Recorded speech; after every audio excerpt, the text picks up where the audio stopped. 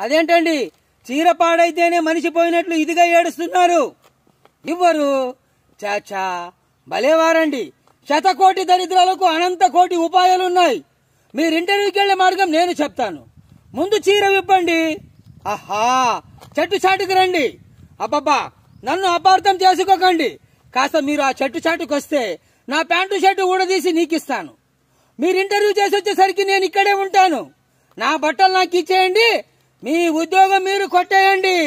అబ్బబ్బా, మీరు ముందు విప్పండి చీర.